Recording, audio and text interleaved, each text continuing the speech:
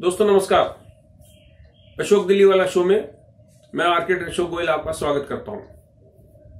दोस्तों, अगर मैं आर्किटेक्ट हूं तो इसका तात्पर्य यह नहीं है कि संसद द्वारा बनाए गए देश के अन्य कानूनों का मैं पालन नहीं करूंगा। अगर मेरे को कार चलानी है तो मेरे को मोटर व्हीकल एक्ट के तहत अपने गाड़ी के रजिस्ट्रेशन पूरे रखने हैं। जो ड्राइविंग लाइसेंस मुझे प्राप्त होगा समय समय पे उसको रिन्यू कराना है। ड्राइविंग लाइसेंस लेते समय मेरे को मोटर चलाने का या दो पहिए का वाहन चलाने का इम्तिहान भी देना है। या अगर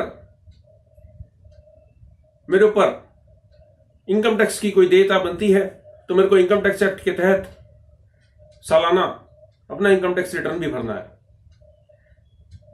कहने का तात्पर्य ये कि संसद द्वारा बनाए गए हर कानून को मेरे को मानना है और देश के हर नागरिक को मानना है। ये संसद द्वारा बनाए गए कानून हमारी और आपकी भलाई के लिए बनाए जाते हैं और जो हमारे चुने हुए नुमाइंदे संसद में बैठ के काफी जद्दोजहद के बाद, लीगल ओपिनियन लेने के बाद इन नियम कायदों को बनाते हैं। लेकिन मुझे ऐसा प्रतीत होता है कि काउंसिल ऑफ आर्किटेक्चर में बैठे बाबू संसद द्वारा बनाए गए किसी कानून का पालन करने में विश्वास नहीं रखते। और सबसे विचित्र बात यह है कि काउंसिल ऑफ आर्किटेक्चर के मेंबर, काउंसिल ऑफ आर्किटेक्चर के एग्जीक्यूटिव काउंसिल के सदस्य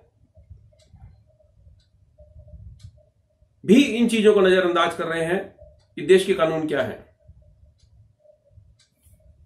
ये मेरे हाथ में किताब है आरटीआई एक्ट। ये भी आरटीआई से संबंधित एक और किताब है। ये डाइजेस्ट ऑफ आरटीआई केसेस है मेरे हाथ में और आरटीआई फार्मासिस ये किताब मेरे हाथ में है। ये आरटीआई की किताबें क्यों दिखा रहा हूं मैं आपको? दोस्तों, आरटीआई एक्ट 2005 में जब पास हुआ, यह केंद्रीय कानून है। केंद्रीय कानून का तात्पर्य यह होता है कि इससे पहले के सभी कानूनों को यह ओवरराइड करेगा। जिस तरह आर्किटेक्ट्स एक्ट जब बना, उससे पहले जगह जगह देश में आर्किटेक्ट्स का रजिस्ट्रेशन होता था। आर्किटेक्ट एक्ट बनने के बाद यह तय पाया गया कि देश की किसी म्युनिसिपल कमेटी को, डेवलपमेंट अथॉरिटी को, किसी भी प्राधिकरण को आर्किटेक्ट्स का रजिस्ट्रेशन करने का अधिकार नहीं है। Council of architecture he architects का रजिस्ट्रेशन करेगी और council of architecture he architects के प्रोफेशनल कंडक्ट पे निगरानी रखेगी।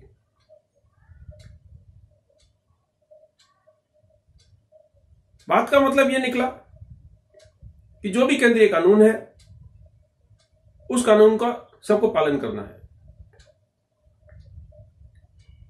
आरटीआई एक्ट में प्रावधान है कि किसी भी व्यक्ति को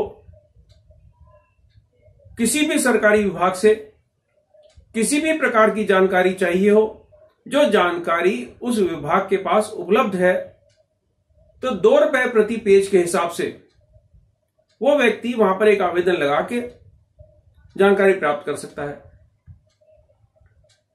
central board of secondary education students की इम्तिहान की उत्तर पुस्तिकाओं को देने के लिए अनाप शनाप फीस मांगा करते थे।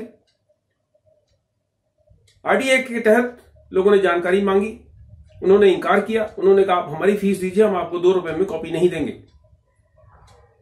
मामला सेंट्रल इंफॉर्मेशन कमीशन में गया। सेंट्रल इंफॉर्मेशन कमीशन ने, केंद्रीय सूचना आयोग ने निर्णय पास किया कि सीबीएसई के कानून नहीं चलेंगे, देश के कानून चलेंगे, आरटीआई एक्ट के कानून चलेंगे और ₹2 प्रति पेज के हिसाब से किसी प्रकार की धनराशि वसूलने का सीबीएसई को कोई अधिकार नहीं है। ये मामला अदालतों में भी गया और अदालतों ने भी आरटीआई एक्ट की भावना को समझते हुए, उसमें दिए हुए प्रावधानों को समझते हुए यही निर्णय सुनाया कि 2 रुपए प्रति पेज से ज्यादा लेने का अधिकार central board of secondary education को नहीं है। जैसा मैंने पहले कहा, कोई भी केंद्रीय कानून अगर बन जाता है तो सारे देश के सभी नागरिकों को, सभी सरकारी अधिकारियों को उसका पालन करना होता है। मैं एक विचित्र चीज देख रहा हूं। पिछले दिनों काउंसिल ऑफ आर्किटेक्चर द्वारा एक एप्टीट्यूड टेस्ट कंडक्ट किया गया, नाटा। जिन छात्रों ने अपनी रिस्पांस शीट प्राप्त करनी चाहिए, काउंसिल के वेबसाइट पे दिखाया जा रहा है हेल्प डेस्क पे कि आप 3000 रुपए जमा कराइए। इसमें 2 बातें सामने आती हैं। एक तो आरटीआई एक्ट का उल्लंघन है। कोई भी सरकारी विभाग ये नहीं कह सकता कि हमारी एग्जीक्यूटिव कमेटी ने एक कानून पास कर दिया इसलिए हम उस कानून के तहत बंधे हैं। नहीं, जो कानून संसद ने बनाया, जो केंद्रीय कानून है, जिस कानून की व्याख्या बार बार हो चुकी है, अदालतों ने उस कानून की व्याख्या करके उसको स्पष्ट कर दिया कि 2 रुपए प्रति पेज में सारी जानकारी देने के लिए देश का हर सरकारी विभाग बाध्य है।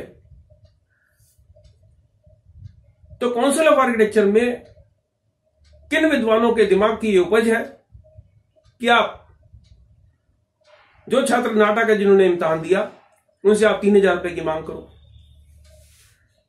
काउंसिल ऑफ आर्किटेक्चर की वेबसाइट पर आप जाएं, इनके पास करोड़ों रुपए का सरप्लस फंड है। और ना भी हो, आपको आरटीआई एक्ट का उल्लंघन करने का अधिकार नहीं है। आपको अदालतों के निर्णय का उल्लंघन करने का अधिकार नहीं है।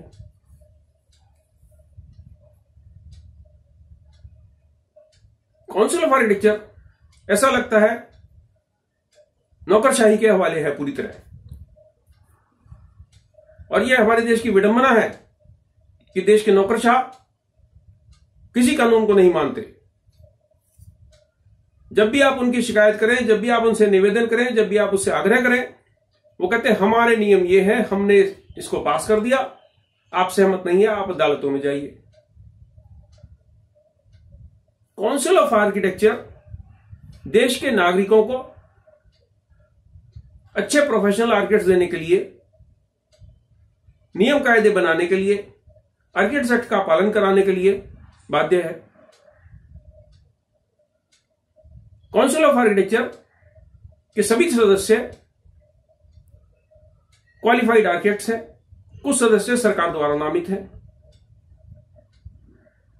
मैं नहीं समझ पाता काउंसिल ऑफ आर्किटेक्चर के जो सदस्य आर्किटेक्चर संप्रदाय की भलाई के लिए, समाज की भलाई के लिए काउंसिल में नामित हैं, वो किस प्रकार से कोई भी ऐसा काम कर सकते हैं जो न सिर्फ एग्जिस्टिंग आर्किटेक्ट्स के खिलाफ जाता हो बल्कि फ्यूचर आर्किटेक्ट्स के भी खिलाफ जाता हो। नाटा एस्पिरेंट्स कौन है जो भविष्य में आर्किटेक्ट्स बनेंगे? कौन से कायदे के तहत आपने उनसे 3000 रुपए की मांग की? काउंसिल में बैठे किन अधिकारियों ने फैसला करा कि नाटा एस्पिरेंट से रिस्पॉन्स शीट के लिए नाम पर आप 3000 रुपए वसूलो? ये किताबें सरलता से बाजार में उपलब्ध है आरटीआई से संबंधित। आपके जो अधिकारी हैं उनको ये किताबें खरीद के दे दीजिए, उनको कहिए आरटीआई एक्ट की सारी धाराएं पढ़ ले, सारे नियम कायदे समझ ले। और जो अधिकारी इन नियम कायदों को मानने के लिए सहमत ना हो, उसको बाहर का रास्ता दिखाया जाए। मैं काउंसिल ऑफ आर्किटेक्चर की, इसकी एग्जीक्यूटिव कमेटी की, इसके सदस्यों की आलोचना नहीं कर रहा। मेरा सीओए के सदस्यों से निवेदन है कि अपनी एक कमेटी बनाएं। आपके पास देश में बहुत सीनियर आर्किटेक्ट्स हैं, बड़ा उनका अनुभव है, ताकि इस तरीके के गैर कानूनी निर्णय लेने से आप बचें और आपकी ऊर्जा, आपकी शक्ति आर्किड्स एक्ट को सुदृढ़ बनाने में इस्तेमाल हो, न कि लोगों से मुकदमा लड़ने में। नमस्कार, धन्यवाद।